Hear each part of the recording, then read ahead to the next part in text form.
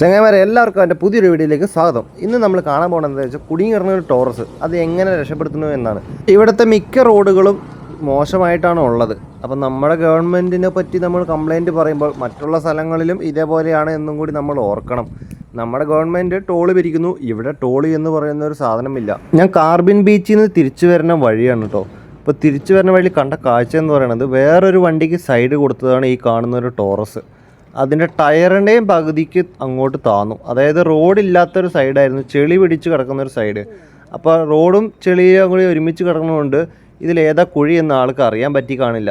അങ്ങനെ താന്നു പോയതാണ്. നിങ്ങൾ കണ്ടാൽ തന്നെ അറിയാം ഈ വണ്ടി എങ്ങനെ വലിച്ചാലും തിരിച്ച് കയറി വരില്ല. അതിന് ഹിറ്റാച്ചി തന്നെ വന്നു. എന്നിട്ട് സമയം ഏകദേശം 5 മണിയായി. ചെറിയ ഇരുട്ടൊക്കെ വീണ് തുടങ്ങി. ഞാൻ സൈക്കിൾ ഒതുക്കിയിട്ട് ആ വ്യൂ കാണാൻ വേണ്ടി അങ്ങോട്ട് പോയി. ഈ ഒരു വീഡിയോയ്ക്ക് ബ്ലൂ ഷെയ്ഡ് കൂടുതലാണോ എന്ന് എനിക്ക് തോന്നുന്നുണ്ട്. ഞാൻ എഡിറ്റിംഗ് സമയത്താണ് ശ്രദ്ധിക്കുന്നത്.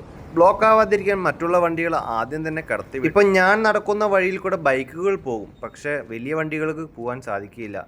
ഹിറ്റാച്ചി വന്ന് ഇത് നേരാക്കാൻ തുടങ്ങിയാൽ പിന്നെ വേറൊരു വണ്ടിയും പോവുകയില്ല. അത്രയും മോശപ്പെട്ട വഴിയാണ്. ഇതാണ് ആ വണ്ടി എങ്ങനെയാ ചെരിഞ്ഞ് കിടക്കുന്നത്. ഇതിന്റെ അടിയിലെ വയറുകളെല്ലാം കുറെ പൊട്ടി. അവിടെ ബാക്കിൽ ഹിറ്റാച്ചി സമഗ്രമായി പണിയെടുക്കുന്നുണ്ട്. ഈ കുഴികള് ചെറിയ പാറ കഷ്ണങ്ങൾ കൊണ്ട് നിറച്ച് ബാക്ക് വീല് വലിച്ചെടുക്കാൻ വേണ്ടിയിട്ടുള്ള പ്ലാനാണ്. അപ്പൊ നമുക്ക് നോക്കാം എങ്ങനെയാണ് ഹിറ്റാച്ചി ഈ ഒരു ചെറിയ ടോറസിനെ വലിച്ചെടുക്കുന്നതെന്ന്. ഇതിന്റെ തുമ്പിക്കൈ കൊണ്ട് ഈ ഹിറ്റാച്ചിയുടെ തുമ്പിക്കൈയുടെ ഫ്രണ്ടിലുള്ള പല്ലുകളിൽ ടോറസിന്റെ ഒരു ബോഡിയിൽ കൊളുത്തിയിട്ട് നേരെ ബാക്കോട്ട് വലിച്ചെടുക്കുകയാണ്. ഞാനിത് വളരെ പാടുള്ള കാര്യമാണെന്നാണ് വിചാരിച്ചത്. കയറിയൊന്നും വരില്ല എന്ന് വിചാരിച്ചത്. പക്ഷെ സംഭവം പുട്ടുപോലെ ബാക്കോട്ട് കയറി വന്നു എന്നുള്ളതാണ് സത്യം. നമുക്കത് കണ്ടു നോക്കാം എങ്ങനെയാണ് കയറി വരുന്നത്.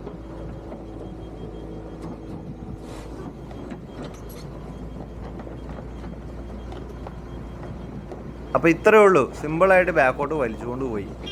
ഞാൻ വണ്ടി ഓണാവില്ല എന്നൊക്കെ വിചാരിച്ചു. കാരണം വണ്ടിയുടെ അടിയിൽ കുറച്ച് കേബിൾസ് ഒക്കെ പൊട്ടിക്കിടക്കണമെന്ന് കാണാൻ പറ്റുന്നുണ്ടായി.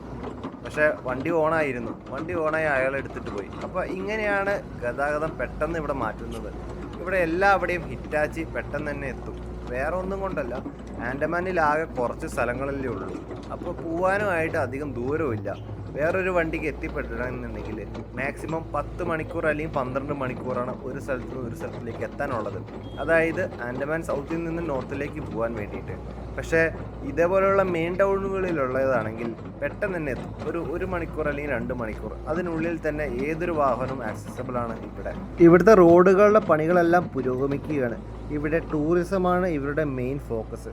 അപ്പോൾ വീഡിയോ എല്ലാം എടുത്ത് ഞാൻ മെല്ലെ നടന്നു. ഇതുപോലുള്ള വ്യത്യസ്തമായ വീഡിയോസ് എല്ലാം എൻ്റെ ചാനലിൽ വരും. അപ്പോൾ നിങ്ങൾക്ക് വീഡിയോ ഇഷ്ടമായെങ്കിൽ സബ്സ്ക്രൈബ് ചെയ്യുക. ആൻഡമാനിൽ അടുത്തൊരു കാഴ്ച നമുക്ക് മറ്റൊരു വീഡിയോയിൽ കാണാം. നിങ്ങൾ മാക്സിമം സപ്പോർട്ട് ചെയ്യണേ.